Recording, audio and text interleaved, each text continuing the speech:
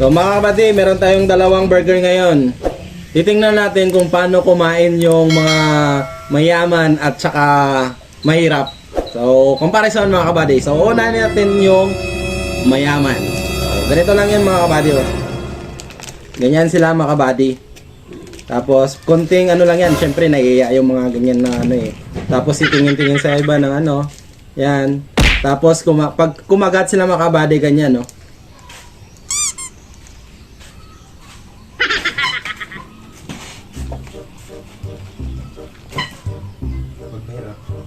Ganyan mga kabady. Kukunti lang. Ganyan. Kasi mahirap, mayaman nga mga kabady. So, walang sauce-sauce sa mga kabady So, ganito naman mga mahirap mga kabady kung kumain. Ganyan.